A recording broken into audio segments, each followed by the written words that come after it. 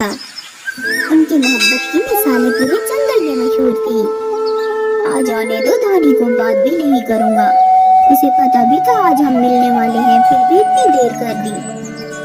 Machine नहीं चलाऊंगी तो अगर मैं रात भर सोती रह गई तो काम कौन करेगा? तुम्हारी शादी भी तो करनी है। माँ जी, आपको ऐसी हालत में देख के मुझे बहुत दुख होता है। धानी अपनी माँ को सोता हुआ देख के खुद मानो चिड़े से मिलने के लिए निकल जाती है। अपनी माँ को पता भी नहीं चलने देती। आज बहुत गुस्से में होगा मानो चिड़ा, यह सोचते हुए धानी जा रही थी। कब से मेरा इंतजार कर रहा है। मानो मानो, मैं आ गई, मैं आ गई। अब तुम्हारे आने का क्या फायदा है, चली जाओ यहाँ से। नाराज हूँ मैं तुमसे, इतना इंतजार भी करवाता है क्या कोई? कब से बैठा हूँ, पूरी रात बीत गई है और तुमने इतनी देर लगा दी है। मानो मैं क्या करती। मेरी माँ जी कपड़े सिलाई कर रही थी, जब वो सोती हैं तो फिर मैं निकल पाती हूँ। आज मैं तुमसे ये कहने आई हूँ कि मैं तुमसे शादी नहीं कर सकती। मेरी माँ ने मेरा रिश्ता कर दिया है साथ के जंगल में, मैं उसका दिल नहीं दुखा सकती। इस बात से मानो चिड़े को बहुत गुस्सा आ जाता है और वो वहाँ से चला जाता है। माँ जी, मुझे आपकी बात मंजूर है। आपने जहाँ भी मेरा रिश्ता किया है, मैं शादी करने को तैयार हूँ। मैं आपका दिल कभी भी नहीं दुखाना चाहती। आप पूरी रात मेरे लिए जाग के कपड़े सिलाई करती हो, मेरा पेट पालने के लिए। अच्छा है मैं आप पे बोझ बन गई हूँ। मैं चली जाऊंगी तो आपका कुछ बोझ कम हो जाएगा।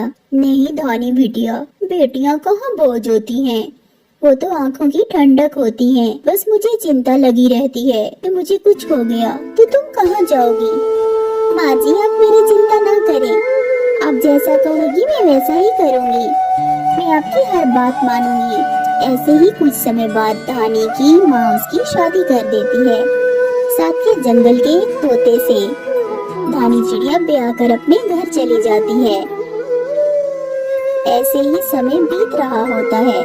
धानी चिड़िया की शादी को एक माह गुजर जाता है। न जाने इस तोतू को क्या मसला है, मुझसे सीधे मुंह तक बात नहीं करता और दिन भर घूमता फिरता रहता है। मेरे लिए अनाज भी नहीं लेके आता। अब मैं क्या करूं, उस जंगल कैसे जाऊं, अपनी माँ को कैसे बताऊं? मेरी माँ का दिल भी दुख जाएगा अगर उसे बताऊंगी तो। ए मनहूस, तू मेरे घोंसले में बीमार हर वक्त सोई रहती है, निकल जा मेरे घोंसले से। मैं तेरा बोझ नहीं उठा सकता, ना ही मैं तुझे बर्दाश्त कर सकता हूँ। तो तुझी मैं कहाँ जाऊँ, मैं बीमार हूँ, मुझे तुझ बीमार की जरूरत नहीं है, निकल जा मेरे घोंसले से। धानी चिड़िया को अपने घोंसले से तोतू निकाल देता है। तोतू बहुत बेवकूफ और झल्ला पागल होता है। आई बड़ी मेरे घोंसले में हर वक्त सोई रहती थी, मनहूस कहेगी। धानी चिड़िया रास्ते से गुजर रही होती है कि उसकी नजर मानो चिड़े पर पड़ती है। अरे तुम इस काम पे लग गए हो मानो चिड़े, ऐसा नहीं करना चाहिए था तुम्हें। तुमने तो अपनी जिंदगी खराब कर ली है मेरे लिए। मुझे तुम्हारी बददुआ लग गई है। देखो आज मैं भी माँ के घर वापस जा रही हूँ। मानो चिड़ा कोई भी जवाब नहीं देता, वह नशे में लथपथ होता है। धानी चिड़िया उसे देख के बहुत दुखी होती है। देखो हमारे गलत फैसले ने हम दोनों को बर्बाद कर दिया है। धानी चिड़िया अपनी माँ के घर वापस जा रही होती है। मानो चिड़ा उससे बात तक नहीं करता। अरे धानी बिटिया, ये क्या, तो तू नहीं आया तेरे साथ? और तू अपना सामान क्यों लेके आई है?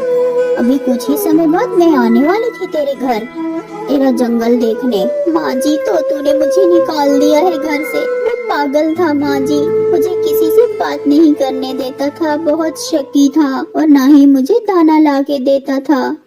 धानी चिड़िया बहुत रो रही होती है और अपनी माँ को अपनी हर बात बताती है। धानी की माँ भी बहुत परेशान हो जाती है। कुछ ही दिन गुजर जाते हैं तो धानी अपनी माँ से कहती है, माँ जी मेरे पेट में बहुत सख्त मरोड़ उठ रही है, अब मैं क्या करूँ, मुझे किसी डॉक्टर पे ले जाओ। अरे नहीं, मैं टुनटुनी को बुलाती हूँ, वो बहुत अक्लमंद है और पढ़ी लिखी भी, अभी बता देगी कि तुम्हें क्या हुआ है। तब धानी की माँ टुनटुनी को बुलाती है। अरे मौसी, तुम्हारी बेटिया तो गर्भवती है, माँ बनने वाली है।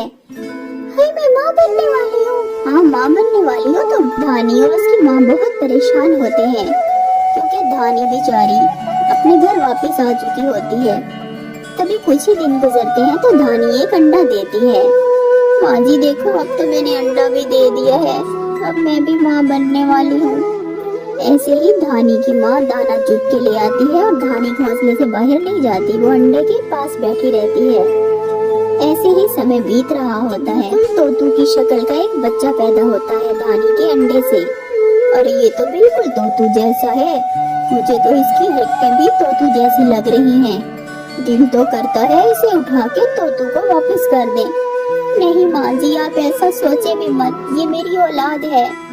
ऐसे ही समय बीत रहा था। तोतू का बेटा बिल्कुल तोतू जैसा ही होता है, बदतमीज और झगड़ालू।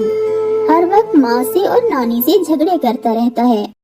धानी की माँ आज बहुत पछता रही होती है अपनी बेटी के इस रिश्ते पर। बेटियाँ बहुत प्यारी होती हैं सभी को, इसलिए माँ बाप उनकी चिंता करते हैं। टीलू भैया, मेरी मामा कितनी अच्छी है और आपकी मामा भी।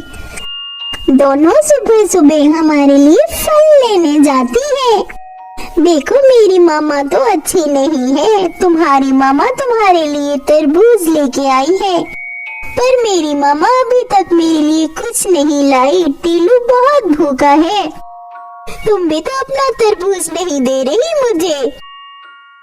टीलू और रानी चिड़िया दोनों बहुत अच्छे दोस्त थे।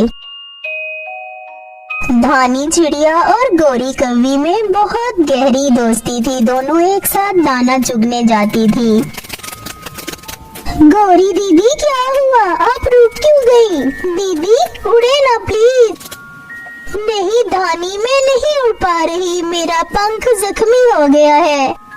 तुम मेरे टीलू का ख्याल रखना, शायद अब मैं कभी नहीं उड़ पाऊंगी। और जो मैंने अंडे दिए हैं, उनसे जो बच्चे निकलेंगे उनका भी बहुत ख्याल रखना।